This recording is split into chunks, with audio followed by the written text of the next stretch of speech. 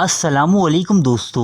Asia میں جس طرح انڈیا اور پاکستان ایک دوسرے کے ازلی حریف تسلیم کیے جاتے ہیں، کیونکہ یہ دونوں زندگی کے ہر شعبے میں ایک دوسرے سے آگے نکلنے کی تگ و دو میں مصروف رہتے ہیں، پھر چاہے وہ کرکٹ کا میدان ہو یا جدید اور مہلک ہتھیاروں کی دوڑ۔ بالکل اسی طرح یورپ میں بھی دو اقوام پائی جاتی ہیں، جن میں ایک کا نام فرانس ہے اور دوسری کا انگلینڈ۔ ان دونوں ممالک کے لوگ ایک دوسرے کو ناپسند کرنے کے ساتھ ساتھ انہیں نیچا دکھانے میں بھی کوئی کسر نہیں چھوڑتے۔ اس نفرت کی وجہ وہ طویل جنگیں ہیں جو زمانہ قدیم سے ان دونوں اقوام کے درمیان لڑی گئیں۔ ان دونوں ممالک کے درمیان ایک جنگ تو ایسی ہے جو 1337 سے 1453 عیسوی تک پورے 116 سال جاری رہی۔ اسے تاریخ انسانی کی طویل ترین جنگ ہونے کا اعزاز بھی حاصل ہے۔ اس جنگ کی شروعات اس وقت ہوئی جب فرانس کا بادشاہ چارلس دی فور بغیر کسی اولاد کے مر گیا۔ تب انگلینڈ کے بادشاہ ایڈورڈ سوم نے یہ فیصلہ کیا کہ اسے ہی فرانس کا نیا بادشاہ بننا چاہیے، جبکہ فرانس کے عوام نے کسی غیر ملکی کو اپنا بادشاہ ماننے سے انکار کر دیا، جس کے جواب میں ایڈورڈ سوم نے فرانس پر حملہ کر دیا۔ اس کے بعد اگلے 100 سالوں تک فرانس اور انگلینڈ میں مختلف بادشاہ تخت نشین ہوتے رہے، لیکن یہ جنگ مسلسل جاری رہی، یہاں تک کہ 1412 عیسوی بادشاہ چارلس ہفتم کے دور میں پیرس اور ریم سمیت فرانس کے ایک بڑے حصے پر انگریزوں کا قبضہ ہو گیا۔ اس دور کا فرانس جاگیردارانہ استبداد کے شکنجے میں جکڑا ہوا تھا۔ انگریزوں کے ساتھ ساتھ جرمنی اور روس کی فوجیں بھی اب فرانس میں مداخلت کرنے لگی تھیں۔ فرانس کی امرا اور عمائدین دو بڑے گروہوں میں بٹ گئے تھے۔ آرما گینگ نامی گروہ فرانس کے بادشاہ چارلس ہفتم کے حق میں تھا، جبکہ برگنڈین گروپ انگریزوں کا حامی تھا اور مکمل طور پر انگریز آرمی کو امداد فراہم کر رہا تھا۔ انگریز فوجی دستے سرحدی قصبوں اور قلعوں کو اپنے زیر نگی کرتے جا رہے تھے۔ فرانس کا حقیقی بادشاہ چارلس ہفتم ایک چھوٹے سے قصبے چینون کے ایک قلعے میں بند ہو کر رہ گیا تھا۔ تب تاریخ کا ایک عجیب و غریب واقعہ رونما ہوا اور فرانس کے ایک گاؤں میں جان نامی ایک لڑکی پیدا ہوئی۔ جان کا باپ ایک کسان اور نہایت بدمزاج آدمی تھا۔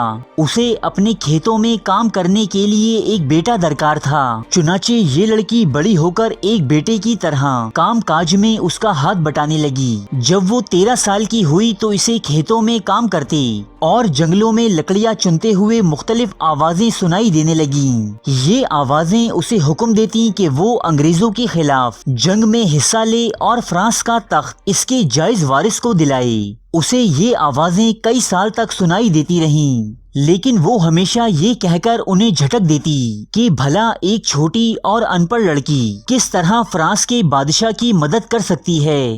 جب وہ 16 سال کی ہوئی تو ان پراسرار آوازوں کی شدت اور زیادہ بڑھ گئی۔ پھر ایک دن یہ ہوا کہ جان کے گاؤں پر انگریزوں کے ایک دستے نے حملہ کیا۔ انگریزوں نے اس کا گھر جلا دیا اور اس کے اندھے بھائی کو قتل کر ڈالا۔ تب جان نے لوگوں کو بتایا کہ اسے غیب سے آنے والی آوازوں نے فرانس کی مدد کا حکم دیا ہے اور وہی فرانس کو آزادی دلوائے گی۔ پھر جان بادشاہ چارلس ہفتم کی تلاش میں روانہ ہوئی۔ اس دور کے فرانس میں ایک پیشن گوئی بہت مشہور تھی، وہ یہ کہ لارنس سے ایک کنواری آئے گی جو فرانس کو ظلم و استبداد سے نجات دلائے گی۔ چنانچہ فرانس کے عوام جان کو میڈن آف لارنس یعنی لارنس کی کنواری کہنے لگے۔ اس کے علاوہ جان کے ہاتھ اتفاق سے ایک قدیم جنگی ہیرو چارلس مارٹل کی تلوار لگ گئی، جس نے اس کی شہرت کو مزید 4 چاند لگا دیے۔ فرانس کے روپوش بادشاہ نے جان کی اس شہرت سے خوب فائدہ اٹھایا اور اسے مختلف جنگی مہمات پر روانہ کیا۔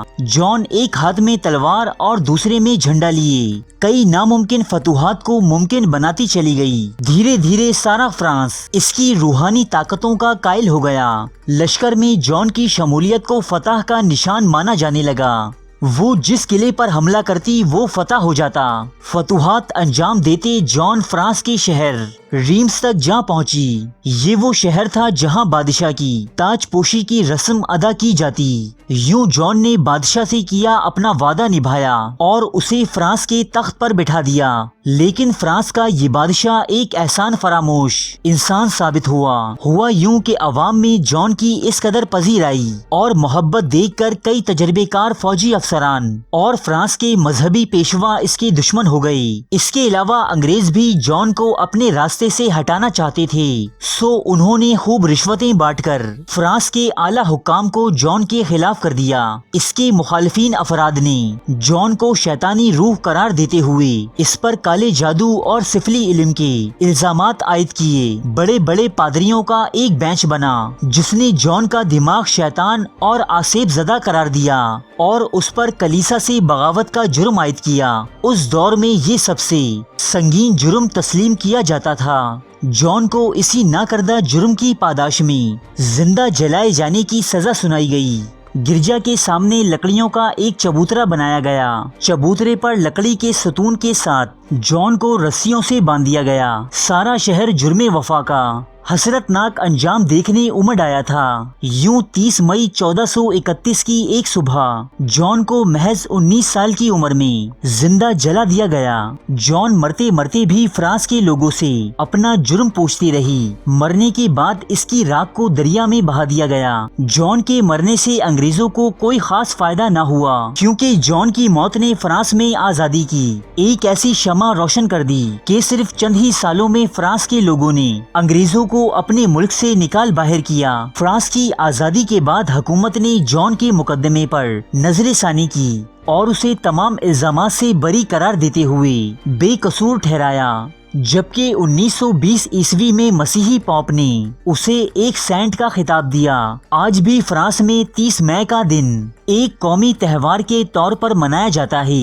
جان جو آج جان آف آرک کے نام سے مشہور ہے، فرانسیسی لوگ اسے اپنا قومی ہیرو تسلیم کرتے ہیں جس نے انہیں آزادی جیسی نعمت سے روشناس کروایا۔